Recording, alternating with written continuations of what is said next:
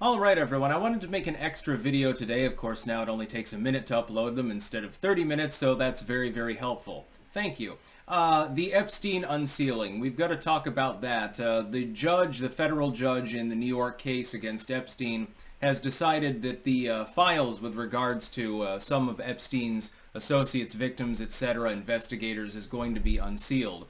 Right now, this is the main news of the day. Everyone's expecting, oh my god, we're going to finally know who went to Rape Island, to Little St. James, to dick around with the underage. I'm going to tell you up front.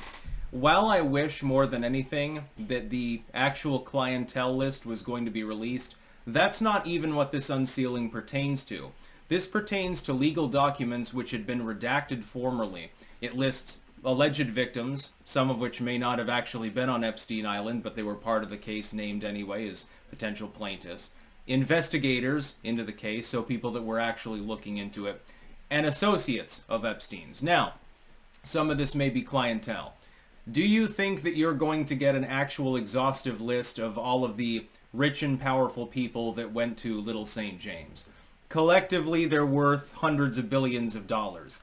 I don't think that you're going to get that. What I think that you're going to get is, here's the person who maintained the fuel tank on Epstein's plane. Here's the person who acted as stewardess and complained that Epstein had groped her titties or something. Here's victim A, B, C, D, E, etc. And then some of those will still be redacted too because of a risk of physical harm, apparently. And then the investigators in the case. You're going to get almost 200 people on this list. This is not the client list.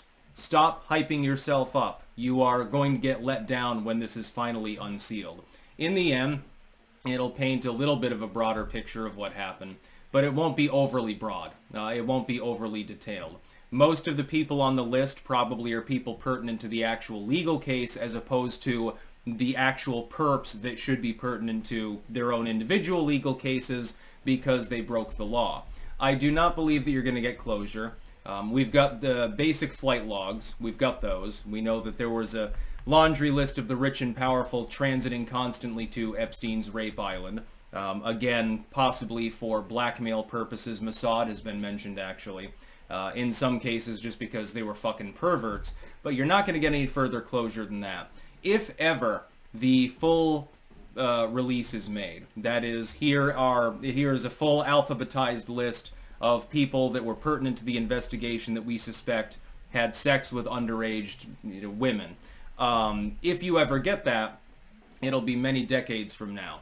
They're not going to release that because the collective cloud, you're talking sports stars, singers, celebs, etc.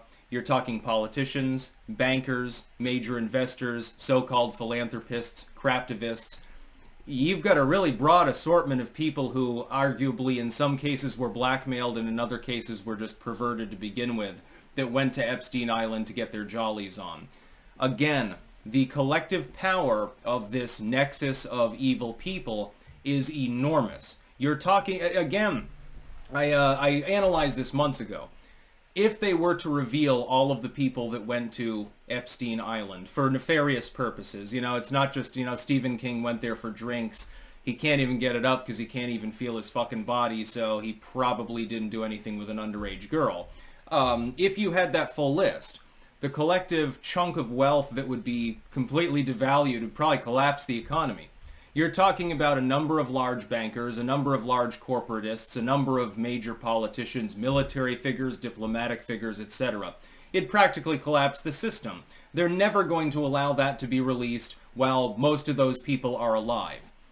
In other words, you're going to wait probably at least 30 years or thereabouts before there's any closure on this case. When I see people saying, well, finally we're going to have closure, we're going to have, they're going to reveal all of Epstein's clients. It's not even, did you even read the filing?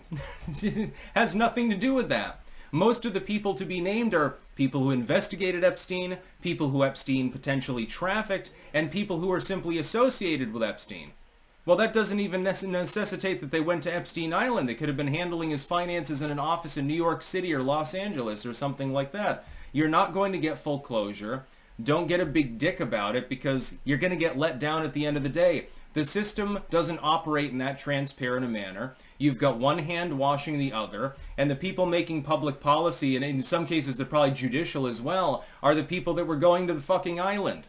This is a case of a bunch of massively wealthy, influential, and powerful people being degenerates for one reason or another, congregating in one location to be degenerate, to be a bunch of deviated preverts, we'll put it that way. You expect them to expose themselves? That ain't the way that the system works. The law is like a spider's web. The wasps go free, and the flies are caught. That's just the way that it is. It's unfortunate. It shouldn't be that way. It's unethical, immoral, and completely uncivilized, but that's the way that our culture works. It's also the way that most other cultures in human history have worked, unfortunately. That's about all. Peace out.